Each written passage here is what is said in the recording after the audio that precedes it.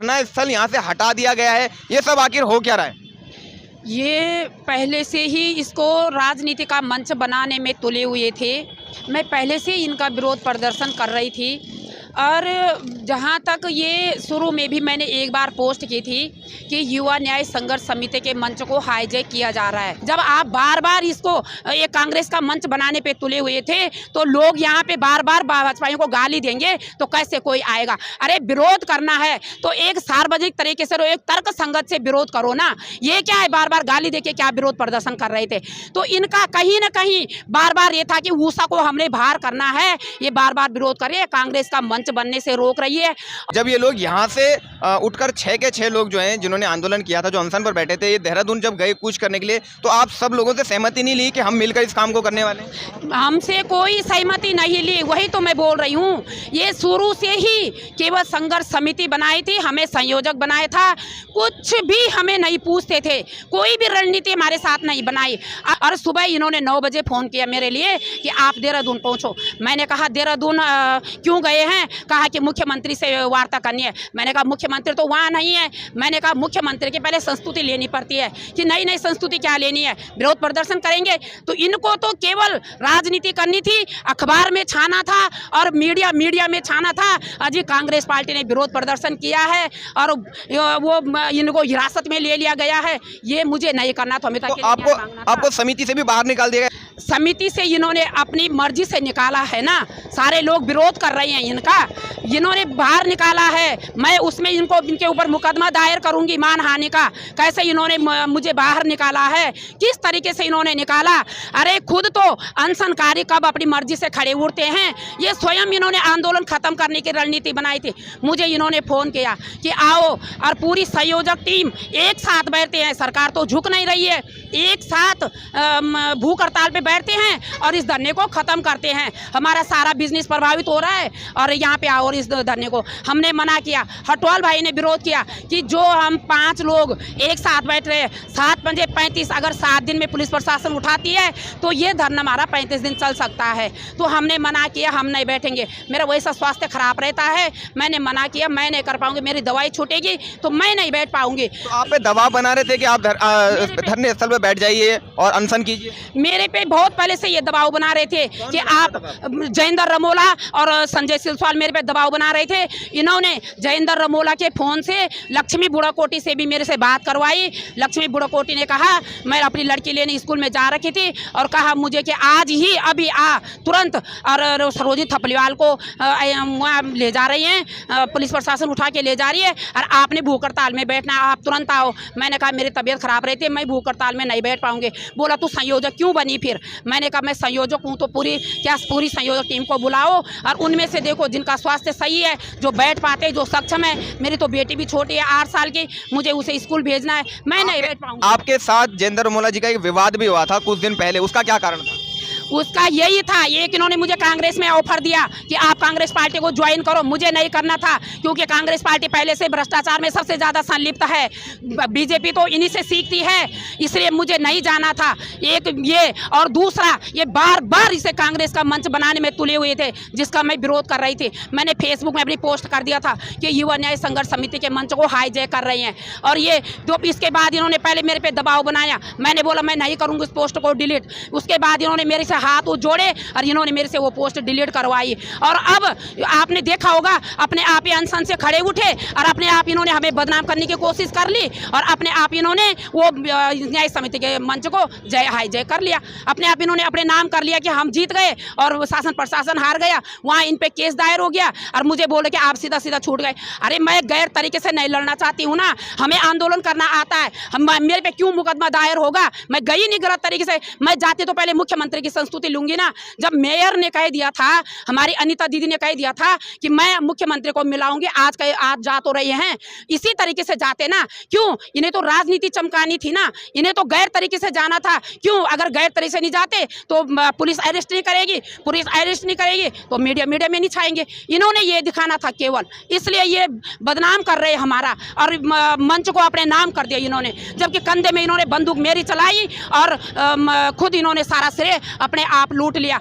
शुरू से इन्होंने कहा कि आप प्रभावित महिला हैं, आपने लाठी खाए, डंडी खाए, एम्स में एम्बुलेंस के आगे आए, आपके नाम से हम धरना चलाएंगे, जैसा आप कहोगी वैसा हम करेंगे। लेकिन किया ये ऑफर आपको किसने दिया? कांग्रेस ने आपसे ये ऑफर दिया था कि आप आइए, आप प्रभावशाली। जयेंद्र रमोला ने मुझे फ़ोन किया था, दीपक जाटव से फ़ोन करवाया, दीपक जाटव ने मुझे फ़ोन किया और यहाँ पे बुलाया। और दोबारा जब मैं गुस्सा होती थी, जब मैं नाराज़ होती थी कि यहाँ पे अलग तरीके से बात हो रही है, बार बार कांग्रेस का मंच आप बना रही हैं, तब ये फिर मेरे को बोलते थे कि नहीं ऐसा नहीं होगा, अब से जैसा आप बोलोगी वैसा होगा। लेकिन फिर केवल बोलते थे, करते ही अपनी मनमानी थे। नमस्कार, आप देख रहे हैं पर्वतवाणी लाइव और मैं हूं आपके साथ दीपक सिंह गोलू।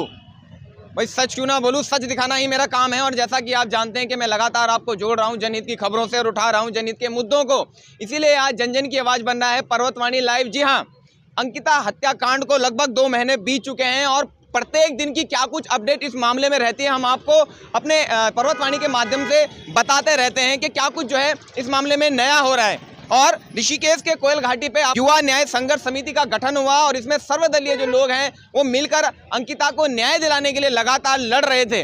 लेकिन आज ऐसा क्या हो चुका है कि ये जो धरने का आप तंबू देख रहे हैं इसको निकाला जा रहा है। आप देख रहे हैं कि व्यक्ति ऊपर चढ़ा हुआ है और इसको खोल दिया गया है। जो ये तंबू है, ये धरना स्थल जो है इसको स्थानांतरण कर दिया गया है, इसको आगे लेकर गए हैं। लेकिन इस धरने में हो क्या रहा है, ये धरना आखिर किस ओर जा रहा है? इस धरने का उद्देश्य था अंकिता के हक की लड़ाई को लड़ने का, लेकिन कहीं ना कहीं ये जो धरना है अब भेंट चढ़ चुका है राजनीति की। तो चलिए अभी बात करें, असवाल जी हैं उनसे भी जानने का प्रयास करेंगे। मोहन जी, किस दृष्टि से देखते हैं? आप देख रहे हैं अब इसको स्थानांतरित कर दिया गया है। उषा जी आरोप लगा रहे हैं कि इस धरने को पूर्ण रूप से जो है राजनीतिक धरना बनाया जा रहा था। आप क्या कुछ कहना चाहते हैं? आपके साथ भी विवाद हुआ था यहाँ पर। जो लोग आपके आम आदमी पार्टी से थे उनको उन्होंने कांग्रेस में ज्वाइन करा रखा, तो ये कांग्रेसीकरण किया। और ये कांग्रेसीकरण इसको शुरू से ही करना चाह रहे थे, क्योंकि उस समय जो है प्रेमचंद अग्रवाल का नाम ये सिंगल बैनर में लिखना चाह रहे थे। तो मैंने उस समय ये कहा था कि भाई सिंगल प्रेमचंद अग्रवाल का नहीं है, हम अंकिता भंडारी के न्याय की बात कर रहे हैं। और इन्होंने वो प्रेमचंद का नाम लिखवा दिया था। मैंने कहा अगर आप प्रेमचंद के लिए जो है हमारे अन्य संस्थाएँ भी जो है, अन्य पॉलिटिकल पार्टी भी जो है बैकडोर भर्ती की घोटाले की बात करें, यूके SSS की बात करें, इन तमाम चीज़ों के लिए पॉलिटिकल पार्टियां आंदोलन कर रही है। और हमारी उत्तराखंड क्रांति दल भी शुरू से इसमें धरना प्रदर्शन 55 दिन का धरना प्रदर्शन जो है हम जो है घंटा घर में इन यूके SSS और बैकडोर घोटाले में कर चुके हैं। लेकिन अब स्थानीय होने के नाते इन्होंने प्रेमचंद की रंजिश पर इन्होंने अंकिता के साथ जोड़ने का काम किया। जब इन्होंने उसका नाम जोड़ने का काम किया तो मैंने कहा अगर बैकडोर भर्ती घोटाले की अगर बात कर रहे हैं तो गोविंद कुंजवाल का भी अगर इसी धरने में अगर इसी मुद्दे को आप ऐड करना चाहते हैं तो ये युवाओं से जुड़ा हुआ मुद्दा है, तो आप जो है गोविंद कुंजवाल का नाम भी ऐड करना चाहिए। उसके बाद जब कांग्रेस वालों को ये रास नहीं आई बात, तो उन्होंने सोचा कि करा क्या जाए। इन्होंने हस्ताक्षर अभियान का बहाना स्टार्ट किया और जहाँ गोविंद कुंजवाल का नाम था वहाँ वो सफ़ेद जो है एक पोस्टर चिपका के उसमें हस्ताक्षर अभियान कर दिया, ताकि जो इनके वरिष्ठ जो भी पदाधिकारी हैं, अध्यक्ष गण आएंगे तो वो उसका नाम नहीं देख पाएंगे। ये लोग चाह रहे थे कि इसे पार्टी सिस्टम में इन्होंने कन्वर्ट करने का काम किया, जो बहुत गलत है। लेकिन हम अंकिता भंडारी के लिए अभी भी आंदोलन कर रहे हैं और आगे भी आंदोलन करते रहेंगे। मेरे साथ चंद्रभूषण शर्मा जी हैं जो लगातार समाज हित में कार्य कर रहे हैं, उनसे भी हम चर्चा करेंगे।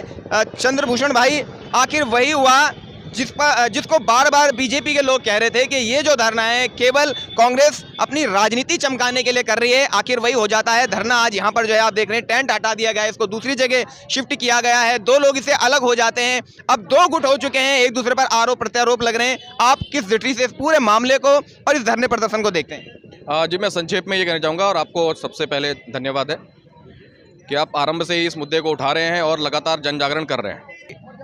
अगर हम अंकिता के बारे में, जो अंकिता के न्याय के लिए हम लड़ रहे हैं, बेसिकली अंकिता के न्याय के लिए नहीं है, क्योंकि अंकिता अब जीवित नहीं है। तो आप जो जीवित ही नहीं है उसे न्याय कैसे दिलाएंगे? न्याय उस समाज के साथ होना चाहिए कि आने वाले समय में आने वाली जो अंकिताएं हैं उनके साथ ऐसी कोई घटना ना घटे। तो इसके लिए हमें क्या करना चाहिए?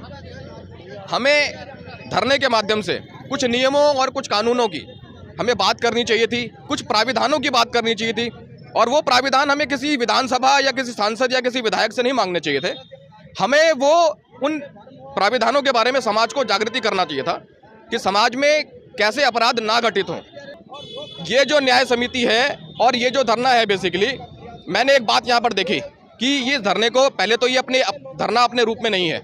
हमें बार बार ये सिखाया जा रहा है कि आप नेताओं से मांगिए, आप पुलिस अध्यक्ष से कुछ मांगिए। हम क्यों मांगे? हम पावर देने वाले लोग हैं। हम पावर जिसको हमने दी है वो हमारा प्रबंधक है, मैनेजर है। उल्टा हम उससे मांगे, ये कैसी उल्टी बातें हमें सिखाई जा रही हैं। दूसरा, एक निष्पक्ष हमने सोचा था कि ये जो समिति होगी ये निष्पक्ष होगी, लेकिन लगातार हमने देखा कि एक पार्टी के एक नेता द्वारा इसका ध्रुवीकरण किया गया और उन्हें नीति निर्देशित किया गया कि इस तरह से चलिए, इस तरह से चलिए, यहाँ उठिए, यहाँ बैठिए। लगातार इस तरह की एक बात हमने देखी है। और धरने के दौरान जब हमने उसमें फुटेज में देखा है कि कुछ लोग अपना परिचय अपनी पार्टी के हिसाब से देना चाह रहे थे कि मैं इस पार्टी का हूँ और मैं इस पार्टी का ये हूँ, फला हूँ। तो मुझे लगता है कि यहाँ पर जो एक मतलब अपना चेहरा चमकाने वाला और एक तरीके की डिक्टेटरशिप जो देखी गई, मैं उसके सख्त विरोध हूँ। और इससे समाज के ऊपर एक बहुत बुरा असर पड़ता है, दुष्प्रभाव पड़ता है और एक तरीके का समाज को गुमराह करना, भ्रमित करना मैं स्वयं में एक बहुत बड़ा षड्यंत्र मानता हूँ।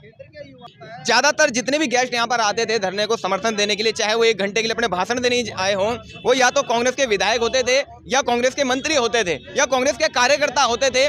बीजेपी के बहुत कम लोग यहाँ पर आए, अन्य जो संगठन है उनके लोग भी कम आए। तो कहीं ना कहीं कांग्रेस ने जो है इस पूरे मुद्दे में अपनी शकल चमकाने का काम किया है, कहीं ना कहीं से राजनीतिक मुद्दा बनाने का काम किया है। इस पर आप क्या कहना चाहेंगे? देखिए, जब ये न्याय समिति की घोषणा हुई थी तो इनके सूत्रधार कौन है, आप उनकी थोड़ा सा सीबीआई जांच करवाइए, उनकी मतलब खुद ही सीबीआई बनिए और जांच करवाइए कि आखिर इस पूरे का आरंभ क्यों हुआ, आखिर कहां से ये योजना बनी कि इसका एक आरंभ होना चाहिए, न्याय समिति निष्पक्ष होनी चाहिए और धीरे धीरे उसमें कैसे पक्षपाती तरीके से उसको पूरा हाईजैक किया गया। तो आरंभ से लेकर के इसका नियंत्रण उनके हाथों में है और उन्हीं के हाथों में रहेगा। और यहाँ पर अभी जो ये उठा है, इसके बाद भी आपको एक बात नजर आएगी कि जो निष्पक्ष रूप से करना चाहेंगे उन्हें करने नहीं दिया जाएगा। आप इसको देखते रहिएगा। मैं ये बोलना चाहता हूं कि आरंभ से ये धरना उनके ये मूल में वही है, लेकिन वो जब उन्हें लगा कि अब आना है, उन्होंने सही मौका देख करके उन्होंने अपनी एंट्री मार दी। चलिए देखिए, आरोप लगातार लग ही रहे हैं और आरोप जो लग रहे हैं वो लग रहे हैं विशेष रूप से कांग्रेस पर, क्योंकि कांग्रेस पर ही आरोप उषा चौहान जी भी लगा रही हैं, मोहन असवाल जी भी लगा रहे हैं, सामाजिक कार्यकर्ता भी लगा रहे हैं कि कहीं ना कहीं कांग्रेस ने अपनी शकल चमकाने का काम किया है इस धरने के माध्यम से। क्या कुछ कहना चाह रहे हैं? मैं युवा न्याय संघर्ष समिति से जुड़ा इसलिए कि बहन अंकिता भंडारी जी को इंसाफ मिलेगा, पर अब यहाँ पर ऐसा लग रहा है कि यहाँ पर गुटबाजी चल रही है, कोई कांग्रेस, कोई बीजेपी, कोई कैसे। अब हमारा मनोबल यहाँ से टूटता जा रहा है। हम ऐसे धरने को बिल्कुल समर्थन नहीं करेंगे जहाँ राजनीति होती है। चलिए देखिए कितनी बड़ी बात बोल रहे हैं। एक आम नागरिक इस बात को कह रहा है कि हम ऐसे धरने को समर्थन करेंगे ही नहीं जहां पर जो है राजनीति चल रही हो, और राजनीति हो ही रही है, ऐसा आरोप लगातार लगा रहे हैं। एक युवा का देखो ये कहना है कि हम इस धरने को बिल्कुल भी समर्थन नहीं देंगे। तो कहीं ना कहीं अब ये जो धरना है वो राजनीति की भेंट चढ़ चुका है। जिसका डर था आखिर वही हुआ है। अगर इस प्रकार के धरने और इस प्रकार के प्रदर्शन होंगे जिसमें आपसी गुटबाजी होगी, ऐसे हालात में अंकिता भंडारी को न्याय कैसे मिलेगा, अंकिता के परिवार वालों को न्याय कैसे मिलेगा, आने वाली जो बहनें हैं, आने वाली जो बेटियां हैं, उनको न्याय कैसे मिलेगा, ये बहुत बड़ा सवाल है। आप बने रहिए और देखते रहिए पर्वतवाणी लाइव। जय हिंद, जय उत्तराखंड।